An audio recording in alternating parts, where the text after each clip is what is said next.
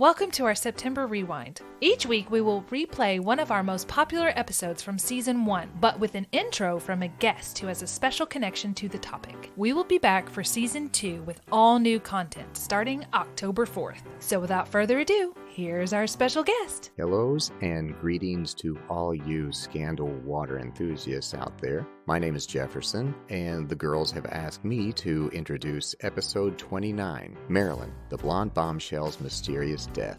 I was personally drawn to this episode on a few levels. One, I've always had a fascination with the meteoric life and career of Marilyn Monroe, even though she had passed on before I was born. The legend of Norma Jean and her illustrious alter ego seems like it's as much a part of the American fabric as Davy Crockett or the moon landing. Oh, and that iconic image, that platinum yellow hair, the open mouth smile, gowns made of all kinds of sparkly things going on. I know these things well, as one of her famous George Barris portraits decorated the wall of my freshman dorm room, and a few years later, my first office. On another note, the conspiracy theorist in me has read just about everything published about the JFK assassination, and the Marilyn story not only intertwines itself into the Kennedy web, but supports its own rabbit hole of conspiracies as well. So sit back, make a diamond your best friend, and enjoy everything Candy and Ashley have to tell you about Marilyn, the Blonde Bombshell's mysterious death, right here on Scandal Water. This episode of Scandal Water contains adult themes and descriptions of violence. It is not intended for all audiences. Listener discretion is advised. Welcome to Scandal Water, where the tea is hot and the conversation lively. Your hosts, Candy and Ashley, will discuss a peculiar story somehow related to the entertainment industry. This podcast might not change the world, but it just might satisfy your thirst for an intriguing tale. Oh, it's that time of day. Tune in and hear what the ladies say. It's time to bend your ear when the silver screen appears. Stories about the stage and screen and everything in between. So come on and join the fun. The curtain opens in 3, 2, 1. Hello, Ashley. Hello, Candy. Here we are again. I know, I feel like I just saw you. I know. It's a recording day, everyone. Yeah. Yes. And in fact, this is how dedicated we are. We are missing the Super Bowl to tape record episodes for you. No, that's Come okay. on, it was sounding impressive, It Ashley. was. I can't let you lie to the people.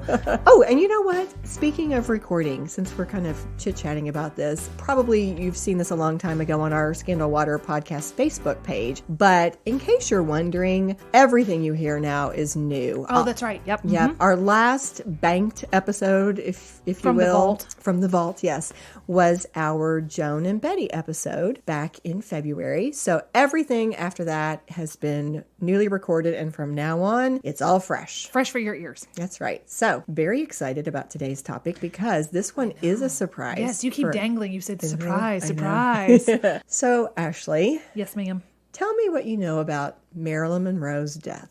Oh, well, I know that the rumor has it that she overdosed on some sleeping pills or some kind of narcotics and that she was found naked on her bed. Listener discretion is advised. I don't know. But that there are rumors that she was either offed by the mafia or by the Kennedy brothers because of she was pregnant with Bobby Kennedy's baby. There was that rumor going on. I don't know, but that's what I know, sort of.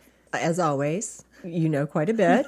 That was just a few sentences. Well, this is our topic for today. Ooh, Marilyn Monroe's death. Yes. You know, I just watched Gentlemen Prefer Blondes the other day. It was so cute. Tell me about it because I've never seen it. You know, I had seen bits of it a long, long time ago, but I think I've got the title right. Yeah, Gentlemen Prefer Blondes is the one she's in with Jane Russell, and it was her first big film. It's got the song Diamonds Are a Girl's Best Friend, which Madonna then plays off of from Material Girl later. Mm-hmm. Of course, I went and looked at the trivia. It's different from the play. It was a play. And they wrote it for their strengths.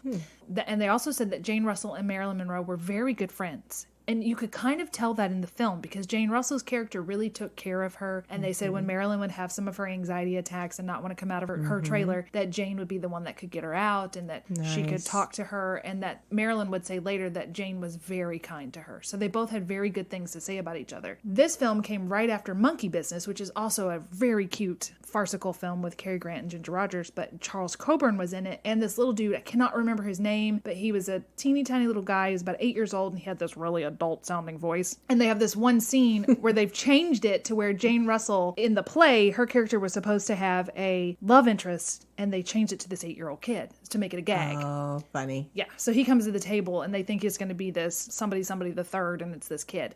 Well, Marilyn gets stuck in what's those things on boats? That's a circle. What's that? Porthole? Yeah. She gets stuck in one of those and the kid comes up and she has to help him and he says, I'll help you for 2 reasons. 1, I'm too young to go to jail, and 2, you have a lot of animal magnetism.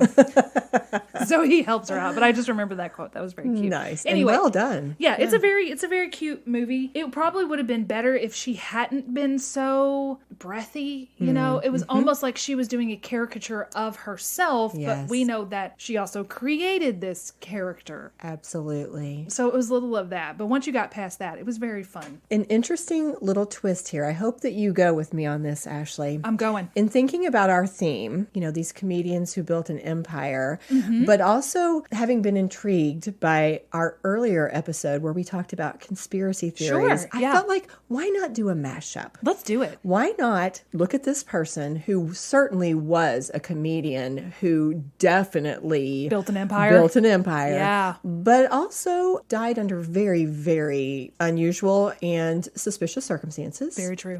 At least in many people's minds. Let's just take a look at this and bring this into our theme for April. Let's do it. Okay. So just to start at the end, the year 2022 does mark the 60th anniversary of her death. I'm not sure if you thought about that. Yeah. The LA Times article that actually reported her death back on August 6, 1962, I found the actual article, which was cool, but also kind of sad. Yes. But it described her death this way, and this is an actual quote. Marilyn Monroe, a troubled beauty who failed to find happiness as Hollywood's brightest star, was discovered dead in her Brentwood home of an apparent overdose of sleeping pills Sunday. The blonde, 36-year-old actress was nude, lying face down on her bed and clutching a telephone receiver in her hand when a psychiatrist broke into her room at 3:30 a.m. She had been dead an estimated 6 to 8 hours.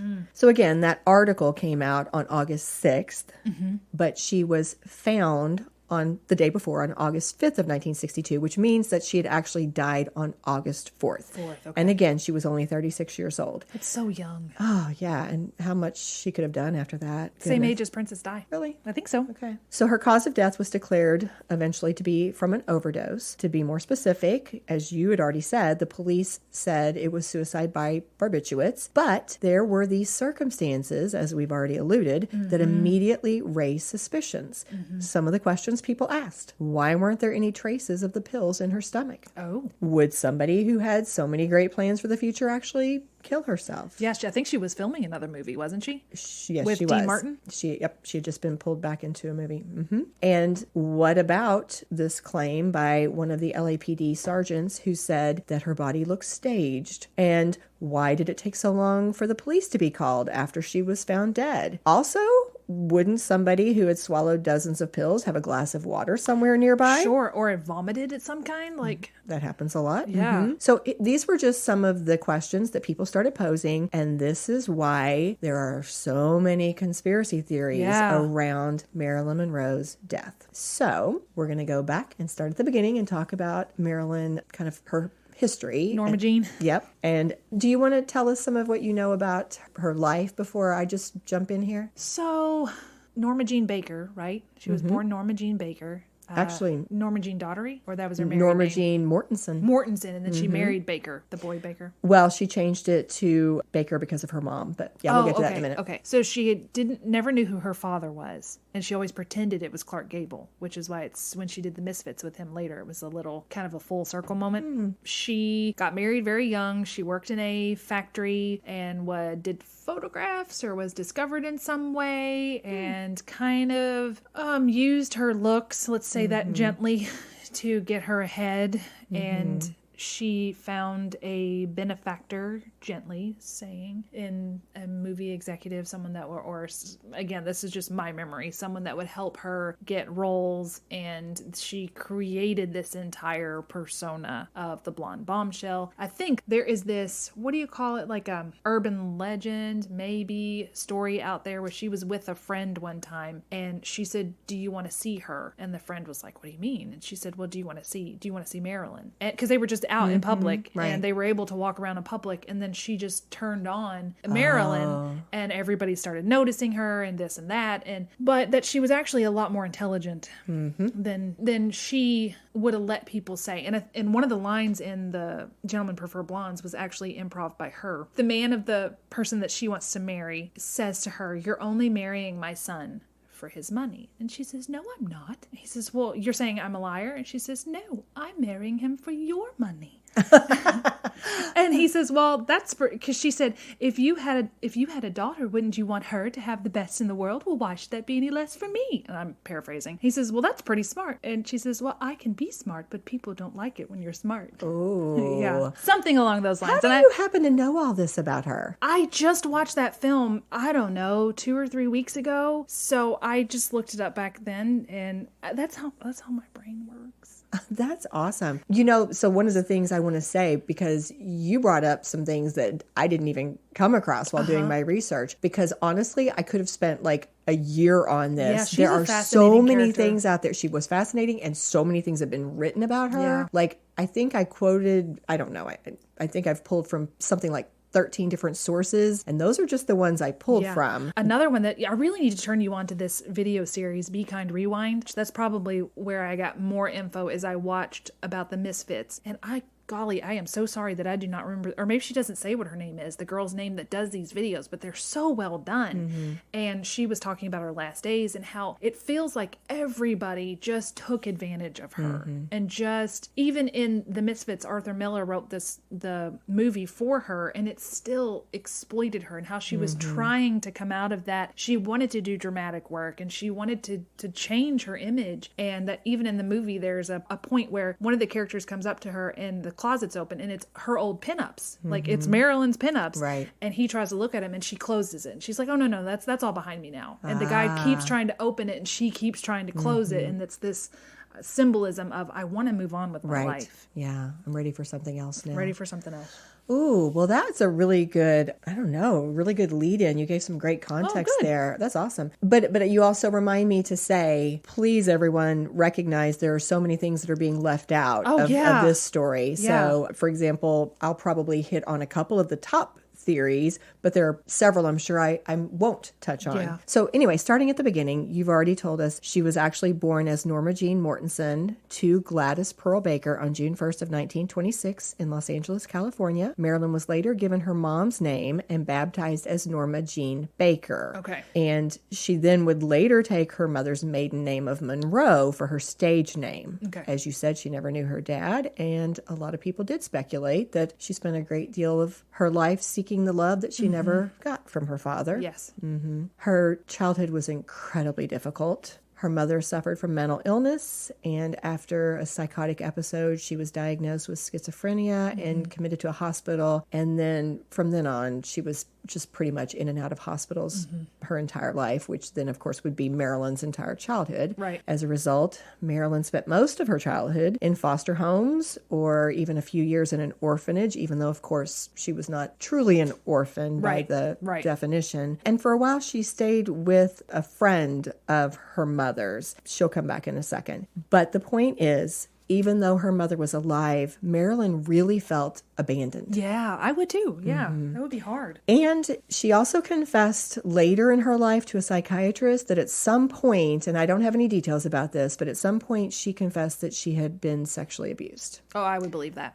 Yeah. So these are things that really helped to make her who she was. She had a lot of trauma. And vulnerable as she was, I would definitely believe that. Now, just to kind of mention this, there are a few different sources that I'm going to be pulling from. One, if I'm not pulling from them directly, they get referenced in and other articles about them. I should say that. There's a 2010 book called Fragments, Poems, Intimate Notes, Letters. And those were actually archival poems and letters and notes and recipes, etc., from Marilyn herself. Oh, she wrote the poems? That yes, they found these things and they put them out. A lot of people would pull from that, even in articles about Marilyn. Okay. So I just want to make sure that I mention that source because it'll come up a few times. And then also, she had several people who wrote biographies about her, but one who I'm going to end up quoting from quite a bit, his name is James Spada, and he wrote a book called Monroe. And so you'll hear several quotes from James Spada as well. So when Marilyn was 16 years old, she married James Dougherty.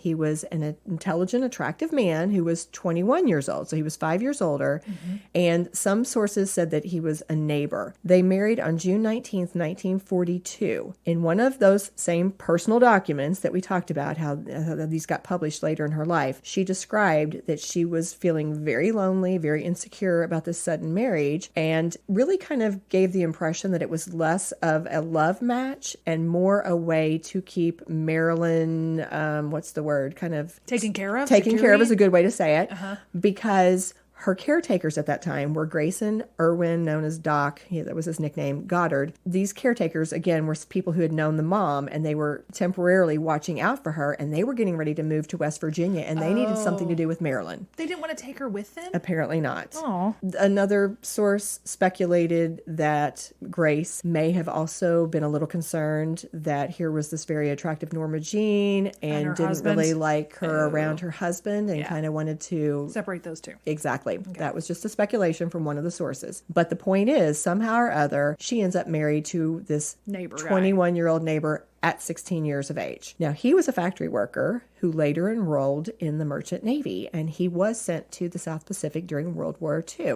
So now she's still alone. She's back to being alone. Right. Yeah. Yeah. As this very young I mean, that would be such a difficult transition. Yeah. But as you said, in the meantime, a photographer had discovered Marilyn while she was working in a California munitions factory. And that's what launched her into her modeling career. Okay. All right. So her agency was the Blue Book Modeling Agency. And they said rather than try to do high fashion, she should go the pinup route.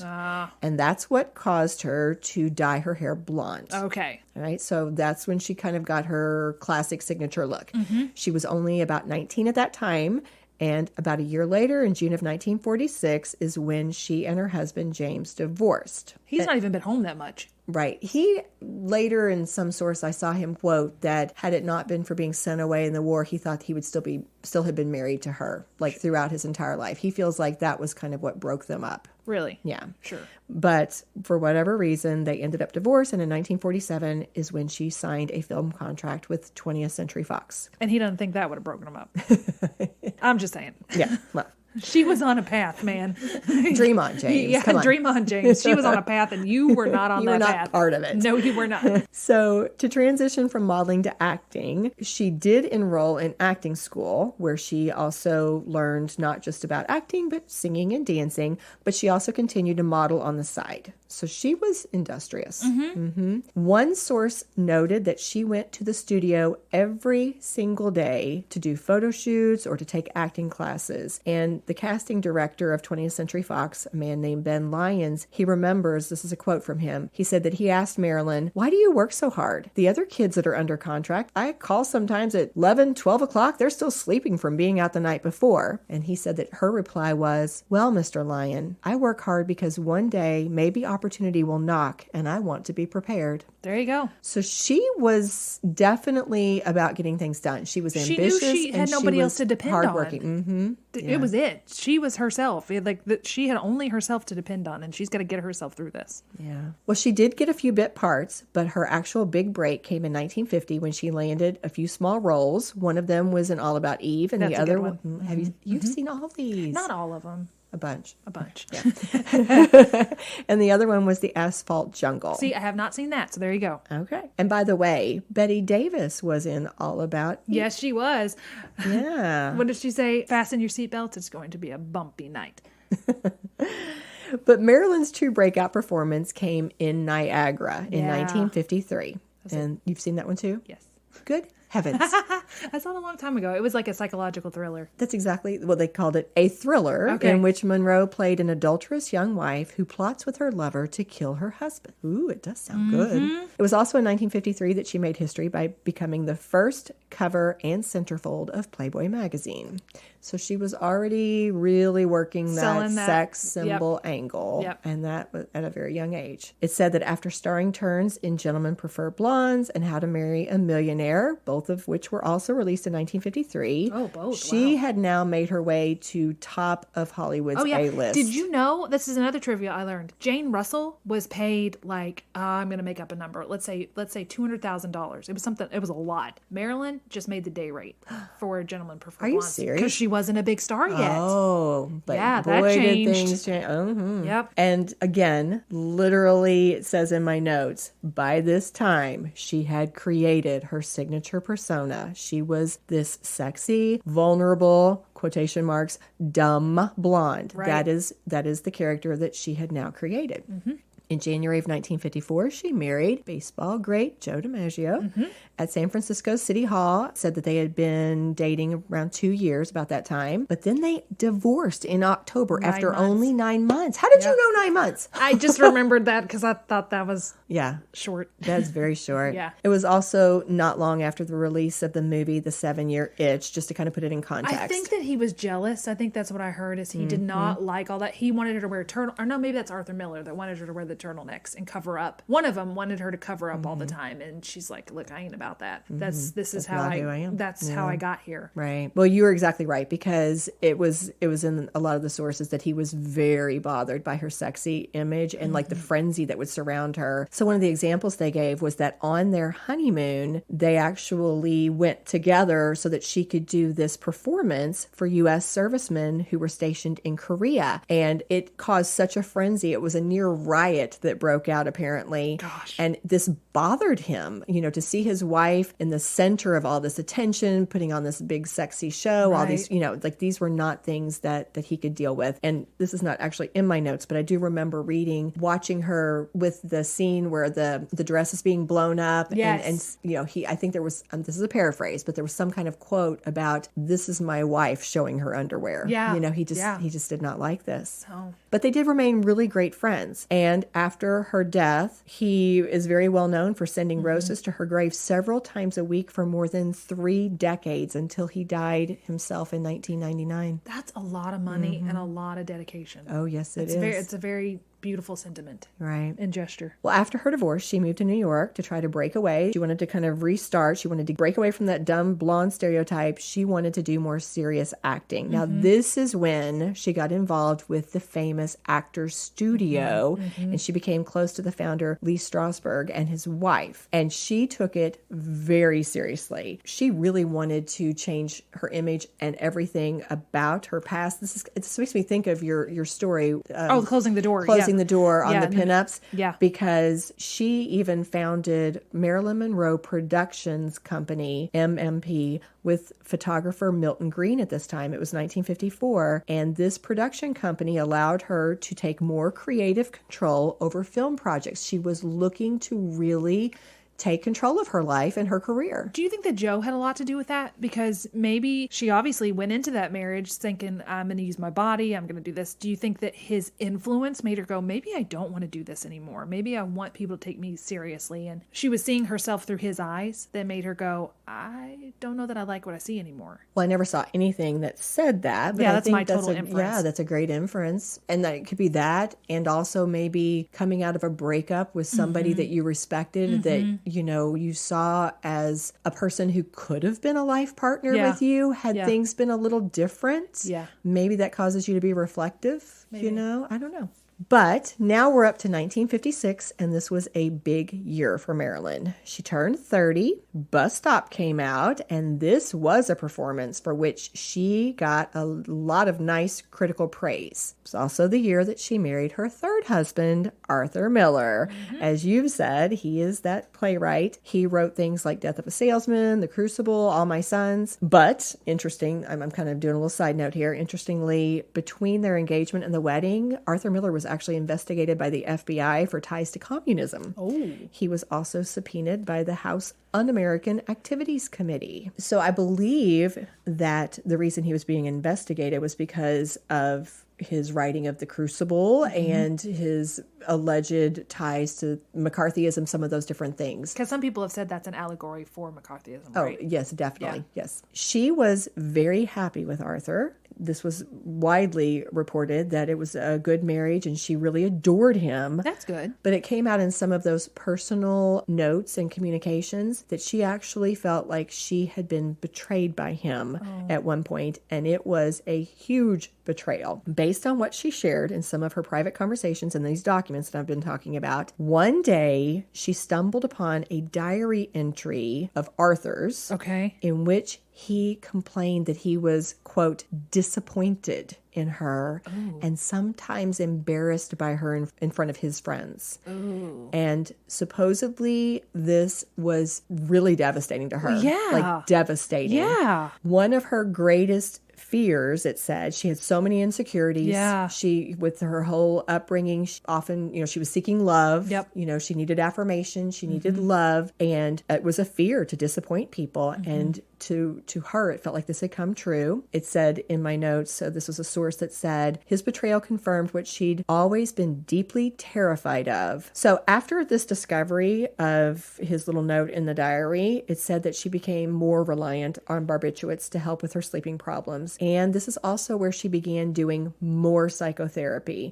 which had already become a big part of her life and her treatment ever since she'd become involved with that actor studio. But the point is that this is a place in her life where she was really becoming more fragile and more emotionally unstable. Yeah. Yeah. And on top of that, I think we've already alluded to this, she had suffered off and on for years with anxiety and depression. She was not only abusing pills, she had problems with alcohol as well. And it was said that over the course of the years that she was married to Arthur Miller, she had suffered from something like 3 miscarriages. Yeah. She was in a heartbreaking time for her.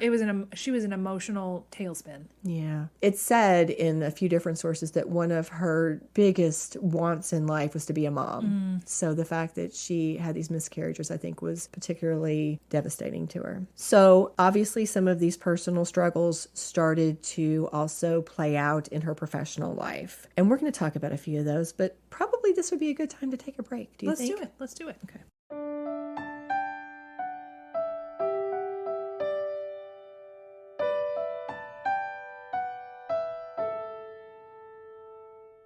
So in 1959, she played Sugarcane in the movie Some Like It Hot, and this was a big one for her in terms that's of a good one. Getting some attention. Yep, they say that it's one of her greatest performances, but this is also where she was really getting a reputation for being difficult on set. Have you heard about some of the things she did? No, I mean, not all of it. The one thing that I've heard is just that she wouldn't come to set. Right. Or she would keep asking for retakes, and she would she started bringing her acting coach with her, and she started looking to the acting coach instead of the director. And if the acting coach gave her a look like, well, that wasn't your best work, she'd want a retake. She was trying to impress the acting coach instead of just working with the director. Right. Yeah, the director really had some issues with her. Although later he also talked about how she just nailed that role and how marvelous she was in it. That's the thing. She just, when she's on, she's just marvelous, but it's just getting her to that point. Right. Yeah. Well, 1961 was a hugely challenging year for her because that was when she broke up with Arthur Miller. Their marriage ended after 4 years. And to make it worse, the break occurred while she was filming her final full-length movie that came out, which was a Western called The Misfits that you talked about. I mean, that's terrible. Gosh. So how challenging, though, because she's in this movie, and I didn't write this in my notes, but I remember reading that he would even change some of the lines on her. Like, it was not amicable. They were not super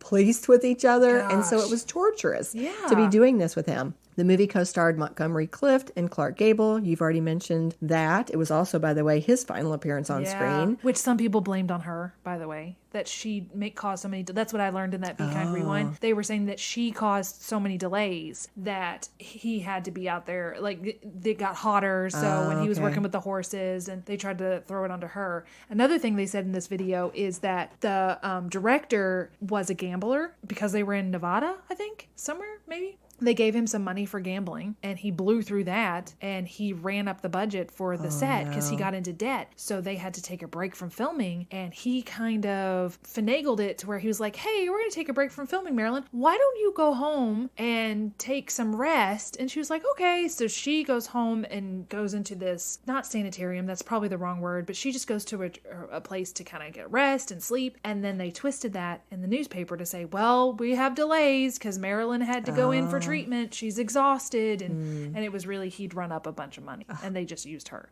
Again, go to Be Kind. We'll go to Be Kind Rewind and watch about the Misfits. Okay. And I could be paraphrasing all of that, but it was very fascinating. Wow. Well, that's interesting. Well, to make matters worse, the movie ended up being a box office disappointment. So all of this is just adding to her increasing emotional fragility. And on top of that, as you've already said, she was admitted on 2 different occasions to hospitals for psychiatric observation or rest. And it said during this time, she'd also had gallbladder surgery. She'd been dealing with that illness. Oh, and by the way, I should back up and say this. Being institutionalized for Marilyn would be doubly traumatic because of what had happened to her mom. Yep. She had a terrible fear Right. that she was going to have the same mental illness that her mom did and be in that same situation. So that would definitely increase her anxiety and you know, her emotional fragility for sure. So Marilyn's famous happy birthday tribute to JFK. Yeah. Let's talk about this. Yeah. Okay. It occurred at his 45th birthday celebration at Madison Square Garden on May 19th, 1962. This is just months before her death. Guys, we're getting to the really super interesting part, okay? It's all been interesting. Well, it gets even juicier here. So how did she end up doing this? According to biography.com, Marilyn Monroe and JFK were already intimately acquainted, though researchers really kind of downplay the idea that there was a lengthy affair there. Most of the researchers tend to agree that Marilyn Monroe and JFK had spent a night together following a party at Bing Crosby's Palm Springs house in late March. And that's when people speculate that he probably invited her to do this Big Apple fundraiser that was supposed to be timed to celebrate his birthday, although his actual birthday came 10 days later. Other people do seem to affirm that rumor. In fact, her masseur, if I said that right, Ralph Roberts, claimed that their only, quote, sexual encounter took place in a bedroom at Bing Crosby's home on March 24th, 1962, just 2 months before Monroe's performance at Madison Square Garden. And this is his quote, Marilyn gave me the impression that it was not a major event for either of them. It happened once that weekend, and that was that. So this is just coming from some sources, again, alleged. Right. But I had to look this up. We'll put this in our show notes. But I had never actually watched the performance. You hadn't? Not until I was doing this research. Wow, she looks like she is just smoked out of her mind, It's right? crazy. Well, the part that got me was Where she's like doing the with her hair. Well, she's doing that, but I have to say did the research first, and it's talked about her outfit. It said sewed in. She's sewed into that baby. Literally sewn into it. A specially designed outfit. It was flesh colored, embedded with more than 2,500 rhinestones, tailored to hug her curves. And it literally said it was supposed to give the illusion that she was naked. And she played it up. When I watched that YouTube clip of her coming out to do it, she does come out with that little stole kind of covering the upper part of her dress. She does a little shimmy out there. And by the way, they had really played it up because it was this big joke now about how she was always tardy to things. So Peter Lawford was the one supposed to introduce her, and throughout the thing, every so often he would be like, and now Marilyn Monroe, and it was the joke that she was late. She wasn't there yet. Okay. So then when she finally comes out this time with her little fur stole shimmying up, she gets up beside him, and when she takes that little stole off, she did for a minute look like she was 100% naked. Wow. Yeah, there was a quote. This was in Time magazine. The figure was famous, and for one breathless moment, the 15,000 people in Madison Square Garden thought they were going to see all of it. Wow. Yeah. But no, I noticed she was doing the breathy thing. Yeah, to the hilts. I thought she just looked like I thought she sounded like that she was stoned or high or well, maybe high is the wrong word because that indicates that she's taken some kind of I thought she was on something. Let's put it that way. I don't know what, but I thought she was definitely on something. Under the influence of something. Yes. Yeah. Well, if you haven't seen it, again, go take a look. It's short. She goes from Happy Birthday into her version of Thanks for the Memory, where she kind of changed the lyrics a little bit to fit, the president. And then it said later, Kennedy joked that he could retire after having had Happy Birthday sung to me in such a sweet, wholesome way. What? Yeah, okay. And then it said that supposedly Marilyn and the president did mingle briefly at an after party of studio boss Arthur B. Krim, which is where the only known photo of the two of them together, along with Kennedy's brother Robert, was taken. We'll put that photo in our show notes as well. You know who I think wasn't at that party? Who? Jackie. Jackie Kennedy. Probably not in that room. No. Yeah. It's supposed to be the only existing photo of either of the Kennedys with Marilyn, and it was kept a secret for decades. It was only released in 2010. One theory I saw was that they had kept it put away supposedly out of respect for Jackie. Oh, gotcha. But another source said that the photographer had also been told not to take the photo. Oh. So that's interesting. That is interesting. While we're on this topic, just really briefly, I'll throw this in here. Of course, most everyone knows Marilyn was also alleged to have had an affair with Robert Kennedy that was more involved. People thought that one was much lengthier. One of her biographers, the same James Spada that I mentioned before, said, this was his phrasing, that when Kennedy tired of her, he passed her off to his brother. A different source said it was speculated that Robert, who was Attorney General at the time, may have been trying to distract Marilyn Monroe from his brother because that would be so damaging to the president. So either way, in these months leading up to her death, he says, "Hey, don't worry, Jack. I got this. Let me help you." He's like, "Let me. I'll take one for the team. I'll date Marilyn if you really need. Pull my arm." Good grief. Yeah. Well, and let's not forget they're both married men. Right? Come on, guys. All right. But point is, in the months leading up to her death, we do have this situation where rumor has it that she was involved with both one of or them, both, and one or both who may have also been trying to end it. Yes. Right. Okay. So on June 8th, 1962, 20th Century Fox fired her from the film Something's Gotta Give, which was a remake of the 1940... Wait, it was a remake of the film My Favorite Wife. You are so right. And it was redone with Doris Day and James Garner as Move Over Darling. Good heavens. Awesome. The reason why they fired her, according to the studio, was her, quote, unjustifiable absences. Now, she protested that she was too sick to work, but they said, the studio execs said, well, you were apparently well enough to sing Happy Birthday, Mr. President to JFK, so, yeah. This whole situation, though, was incredibly disturbing to her, and several sources mentioned that she did convince them to rehire her shortly before her death. So she was on target, according to several sources, to come back and finish that film. Now, a PBS column about Marilyn's death really made a big deal about her problems with the pills and the alcohol at this time. Yeah. So they, just to kind of, again, just to be fair, right? Because we've talked about some of the situations with the men. Yeah. But she was also struggling very, very much with an abuse of numerous forms of the barbiturates. And let me just read this short quote to you. Lonely and harassed, Marilyn found getting to sleep especially difficult. To counteract her insomnia, she often cracked open a Nebutal capsule so that it would absorb faster into her bloodstream, added a chloral hydrate tablet. Girl, you are not a pharmacist. Right, which is an old-fashioned sedative better known in detective stories as Mickey Finn or knockout drops.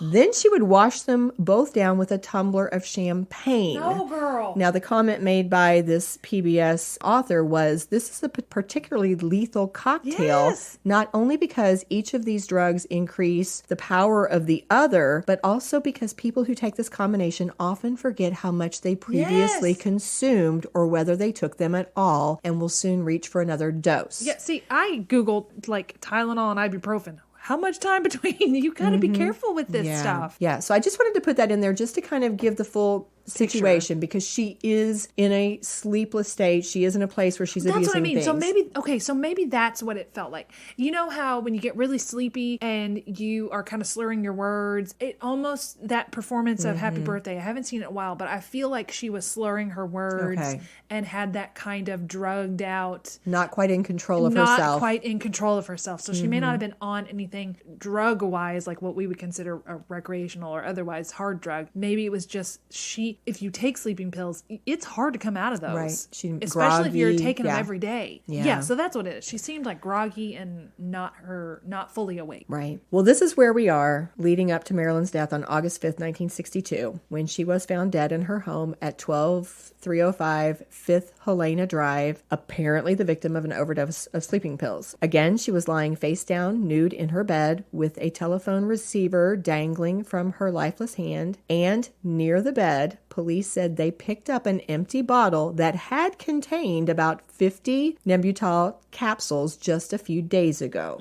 Now, let's walk through the day before and how this happened. So the night before, on August 4th, 1962, about 5:15 p.m., this was a Saturday, it said she had called her psychiatrist. Sometimes he was called psychoanalyst, so I'm not exactly sure of his title. They used both almost interchangeably across sources. But she had called her psychiatrist, Dr. Ralph Greenson, and told him she was having this trouble sleeping, so he told her to go for a ride. Now, this is from the police report. The last person to see Marilyn alive was her maid, Eunice Murray, who lived in the home. Okay. Mrs. Murray told the police that Marilyn had actually retired to her bedroom at 8 p.m. Supposedly, at some point later that evening, Marilyn Monroe had telephoned Peter Lawford. He was a British actor. Part of the Rat Pack. Yes, who was also the husband of JFK's sister, Pat. Right. So Monroe's voice was strangely slurred, it said, and she ended her conversation with him by saying, "Say goodbye to Pat." Supposedly she had said this in this drowsy voice. "Say goodbye to the president and say goodbye to yourself because you're a nice guy."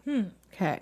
But a People magazine article, this was a more recent article, said that the housekeeper Eunice Murray had later said that the actress received a call from her ex-husband, Joe DiMaggio's son, around the same time, and he had told the Los Angeles Times that she sounded normal, like Marilyn. Okay. So the guy with a vested interest in the Kennedys is saying, oh no, she sounded like this. That's right. We're getting conflicting reports. Right. At about 3:25 a.m., this housekeeper noticed a light under Marilyn's door. She called out to the actress, but Marilyn didn't answer. She tried the bedroom door. It was locked. She went outside and peered into the bedroom through the closed French windows. She told the police later that she thought Marilyn looked, quote, peculiar. An arm was stretched across the bed. She had her hand hanging limp with this telephone in it. And so the housekeeper rushed back into the house and she called this same psychiatrist that we had mentioned before, Dr. Ralph R. Greenson, and he was supposed to have arrived very quickly, around 3:30 or 3:40, depending on the source. He actually had to break a pane of the French window to get into the room. Found the New York Times article from August 6, 1962, and I'm reading this little section directly from that article. Okay. He quickly examined the star. She was dead. He phoned Miss Monroe's personal physician, Dr. Hyman Engelberg. After his arrival, the police were called. This was at 4:20, almost an hour after the housekeeper had called Dr. Greenson. Inspector Edward Walker of the Los Angeles Police was asked if he regarded such a delay in calling the police as unusual. He said he did not think so. So far as the doctors were concerned, there was no evidence of crime, and the first doctor already knew she was dead, he said. I have no criticism to make of them. Okay, that was from the actual news article. Okay. Now, a more recent source shares what was supposed to have happened in that little bit of time before the police arrived. Okay, now supposedly in that hour before the police got there, one of her lawyers, a man named Milton Mickey Rudin, came and started working on the phones. Arthur Jacobs, her chief publicist, was called away from the Hollywood Bowl where he and his soon-to-be wife, Natalie Trundy, were attending a concert. And in later years, that publicist, Jacobs, would never speak about the scene in her bedroom because it was,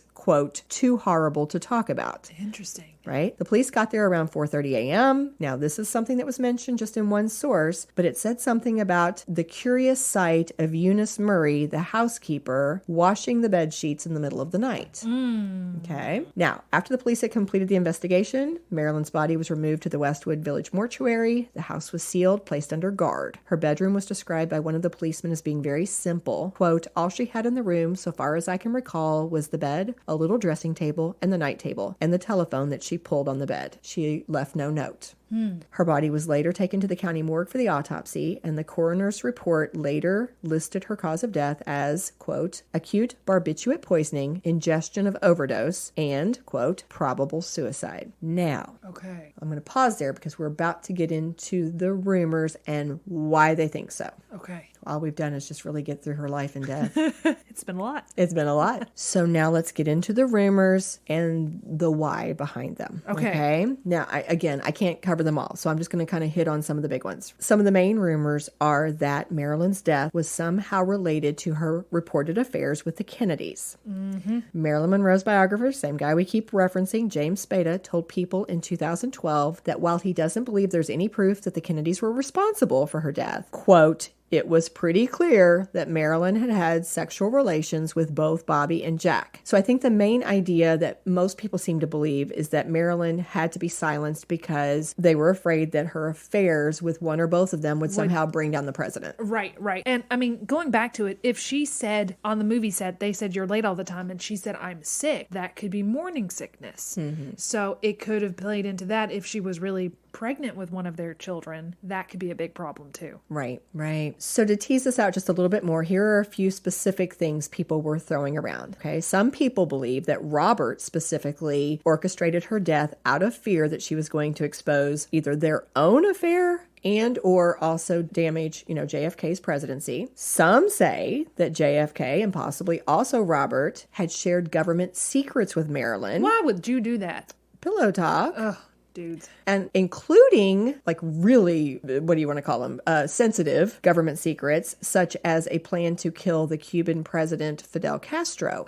So therefore, she had to be taken out because she was threatening to go public with certain things. And she was also a loose cannon to them. Yeah. They couldn't trust her with important information. There was even something said about Marilyn having a missing diary. And of course, she wrote things down in her diary. So I think there was, the idea here is they were concerned that she was going to expose things that she shouldn't in terms of government secrets. Another theory is that the mob was actually using Marilyn against the Kennedys because they knew about the affairs. There was the connection through Frank Sinatra, supposedly. Because the Kennedy administration was coming down so hard on organized crime, the mob saw a chance to use Marilyn to get the Kennedys to back off. To kind of entrap them. Right, to blackmail or, we'll expose what you've been doing with Marilyn or whatever. So this theory was that getting rid of Marilyn could take care of that problem as well. Whatever way you look at it, they're all using Marilyn. Exactly.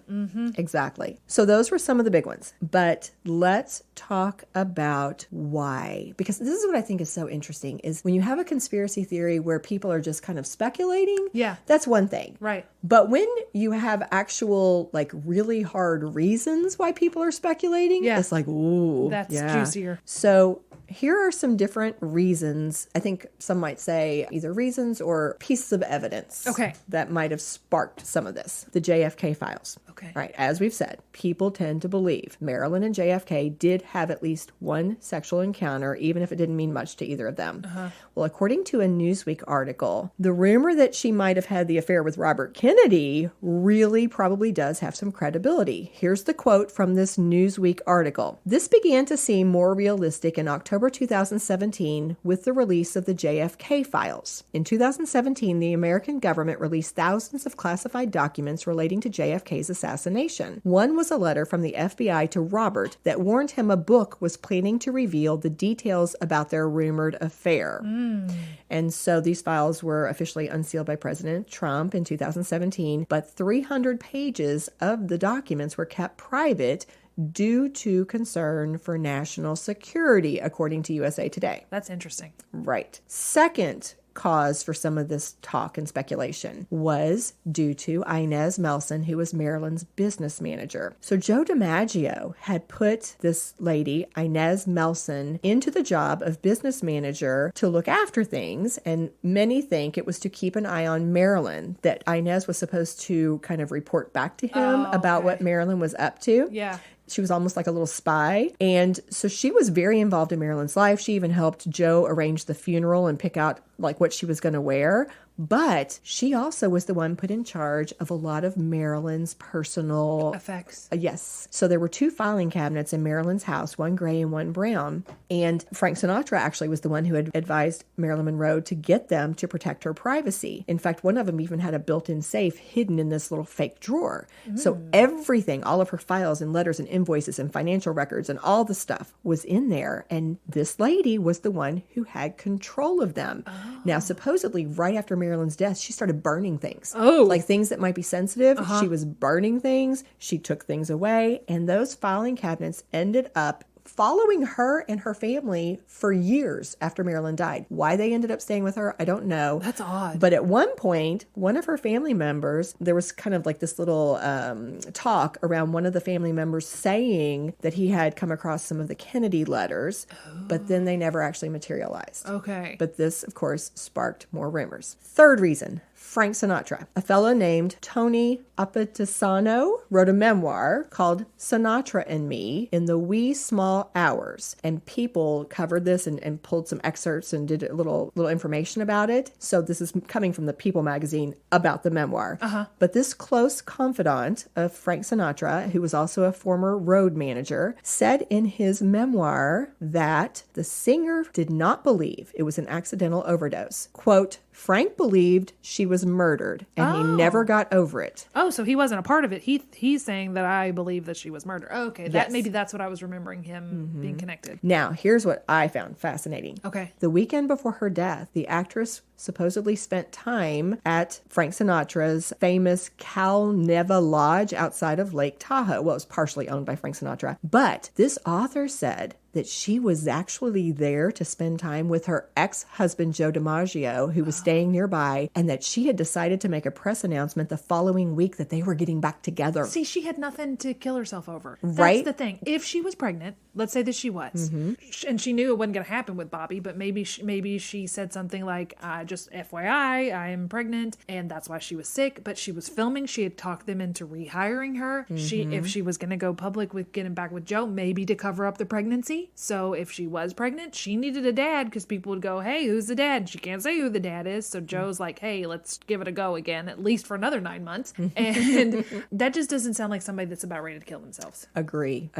Well, here's the thing. The news of a press conference actually sparked a rumor that Marilyn Monroe was going to share details about the Kennedys. But this fellow writing the memoir says, quote, Frank said she'd never have spilled about the Kennedys because she still had feelings for Jack. And he goes on to say, quote, Frank believed if the press conference hadn't been announced, she would have lived a lot longer. Oh, so they misinterpreted. They misinterpreted. That's his theory.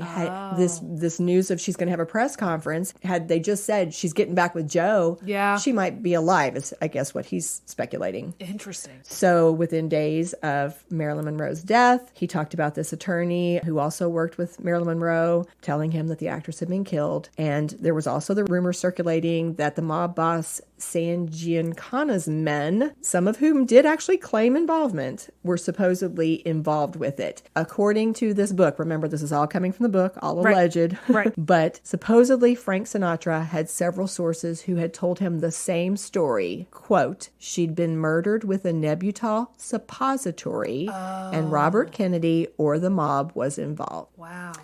So, which would be why she'd be on her face. Right. Yeah. And he makes one last quote that I'll share with you, is that he said that he knew Sinatra remained haunted by her death. Now, another reason for some of these theories is that there was some suspicious stuff with the evidence. We've already kind of alluded to that at the beginning, but now we're coming back to it. Here's a few things. The fact that no water glass was initially found in her room, Right. which she would have needed to swallow the large All amount those of pills. pills. Yep. That was one thing that was suspicious. Another was there was no pill residue in her stomach. This forensic pathologist named Cyril Wecht is someone who was kind of making some comments about this, and this was in a People article from 2017. So I am quoting a little bit from this man's opinion, Mr. Wecht. But he says, with the number of capsules she would have ingested, there should have been some evidence of it. So according to him, that means there's a strong suspicion she might have been injected. Of course, the other people said suppository. Yeah, either way. Yeah, either way it would work. It said it was also mysterious that there was lack of testing on her body. The coroner supposedly took samples from her stomach and small intestines and asked the toxicologist to perform tests on them that would have determined exactly how the drugs entered her system, but the tests were supposedly never done. Yeah. Was she cremated? I don't know that. Because then you could still do tests now, unless they That's an cremated her. interesting point. Then, of course, another reason behind some of the rumors was attributed to the maid, Eunice Murray. She is at the center of a discrepancy over the exact time that Marilyn Monroe's body was found. She first said that she had alerted the psychiatrist around midnight, but then later changed the story to 3. So if by some chance she had actually called him at 12, remember the police didn't get there until like 4 or 4:30. So there's a lot going So there's on. a big gap of time Yeah. there. So during a 1983 BBC interview that a different biographer, Anthony Summers, conducted with the maid, he said that there was a, quote, moment where she put her head in her hands and said words to the effect of, "Oh, why do I have to keep covering this up?" Supposedly he asked her, "Covering what up, Mrs. Murray?" And she said, "Well, of course Bobby Kennedy was there," meaning on August 4th. And of course there was an affair with Bobby Kennedy. Ooh. And Bobby Kennedy was in Los Angeles on that date. They do know that. Ooh. No, they don't know that he was in. Sure. Yeah. Yeah. But yeah. So we had all those issues, right? All those different things that could have sparked or fed the fire of these conspiracy theories around Marilyn's death.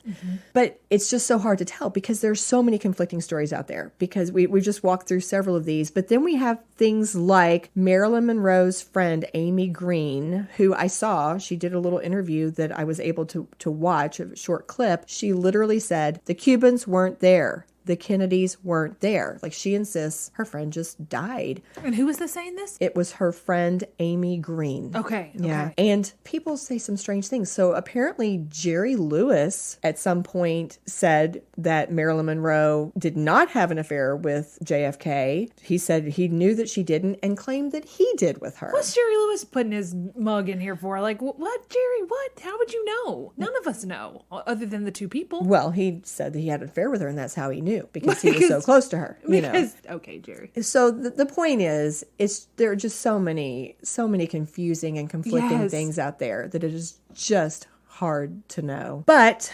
ultimately, it's just a sad ending for this woman who did build her empire. This one last little quote, just to kind of bring it back. They just recently did a documentary they brought out called Reframed, Marilyn Monroe. I have not seen it, but it was a 4-part documentary series where they had a lot of women talking about her and narrating it. And they really tried to focus not so much, I think, on her death, but they really bring out how she was as this woman who did try to restart herself, to build a career, to take control. And so here's a nice little quote to kind of end this. Near the end of her life, when a reporter for Life magazine asked her if it was difficult sometimes for her to crank out her performance, Marilyn bristled instantly at the words, saying, "I don't crank anything." So just kind of that idea, she was purposeful. Yeah. She struggled a lot. Yeah. She had a lot of trauma. A lot of trauma. A lot of demons she was dealing with. Yeah. But this was a woman who really wanted to be the best and to take control of her life and Truly built up from nothing. Yeah.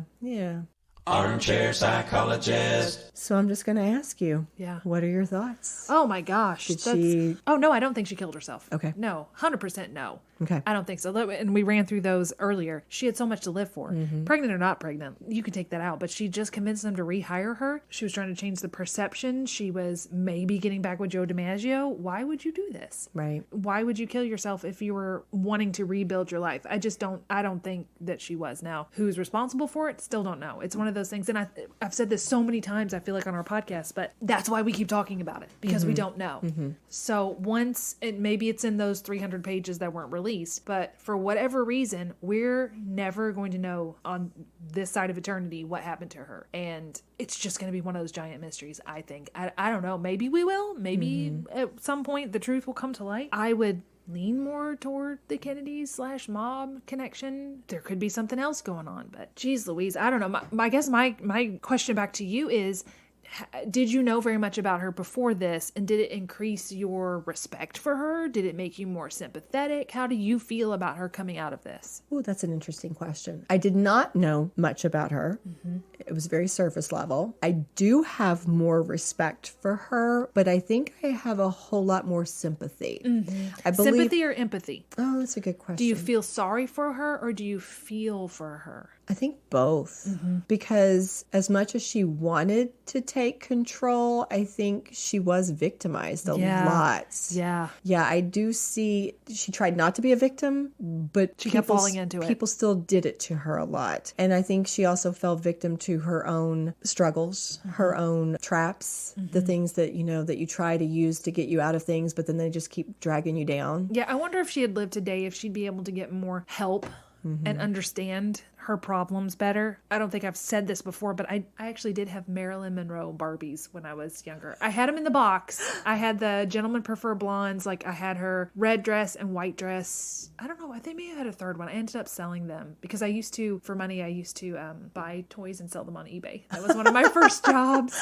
Yeah. I did not even know those things existed. I did not know they had Marilyn Monroe Barbie dolls. They did. They were beautiful. I'm sure they were. Yeah. I mean, what a fabulous idea, but I did not know this was a thing. I can't help. I have to weigh in here too. I 100% do not believe that she made a choice to end her life. No. The BBC article that talked about how if you're very, very dependent and you're doing a cocktail of different substances, that could lead you to forget what you've taken or not taken. Yeah. There, in my mind, there's some doubt there because it talked about how many different pill bottles were in her house. This was a huge struggle for her. Yeah. Could she have possibly forgotten and taken more in an accidental overdose? Maybe. But is that really bottle. What I think happened? No. There was no water. Like you said, no water, and there was nothing in her stomach. Right. The fact that there are so many things that don't add up. There's so many conflicting statements, conflicting accounts, people who seem to be making allegations that have teeth to them, that have truth to them, that later part about in 2017, all these years later, documents are released that affirm, yep, Robert did seem to be having a thing with Marilyn Monroe and was concerned about it being revealed. Yeah. Because back then, this would have destroyed careers. For sure. We think now there's scandals all the time and people come out of it. I mean, it'll take them down for a while, but people pretty well bounce back from a lot of stuff. But they wouldn't have back then. But then think about it, both of them were also gone. So was there something bigger going on that we don't know about? Because she died in 62. He died the next year, 63. And I don't remember when Bobby died, but it was within a few years, I believe, before the 60s were out. Yeah, it was pretty soon thereafter. I think maybe that's the thing we don't know is there's a whole big other thing that's brewing right behind the Stranger Things. There's a big thing brewing back there that you don't know about. Well, as we bring this to a close, I think it's pretty obvious who we need to give our cheers to this time, Ashley. Absolutely. Sweet Marilyn, I'm sorry that your life turned out the way it did. I wish it had been better for you. Yeah. Cheers. Cheers. If you love what we do, please rate and review our show. Or you can become a supporter by making a donation through buymeacoffee.com/scandalwaterpod. Whether a single gift or a recurring monthly donation, it would go a long way towards supporting our work and allowing us to keep the tea brewing. At our website, www.scandalwaterpodcast.com, you can submit questions or your own story ideas, access our sources and show notes, see the merch we offer for sale, and more. You can join the Scandal Water community through our Scandal Water Podcast Facebook page or follow us on Instagram or TikTok at Scandal Water Podcast. This episode was executive produced by Candy Thomas, that's me, and Ashley Raymer Brown, that's me. It was researched and written by Candy Thomas and edited by Ashley Raymer Brown. A special thank you to Josh Martin, who wrote, composed, and performed the Scandal Water theme and other music. Matt C. Adams, who created the artwork, and Joshua Reith, who designed our website and provides ongoing technical support. As a reminder, this podcast is purely for entertainment purposes. The thoughts and opinions of the host during each episode of Scandal Water are their own and do not reflect the opinions of any future guests, advertisers, or clearly professional psychologists. Thanks for listening.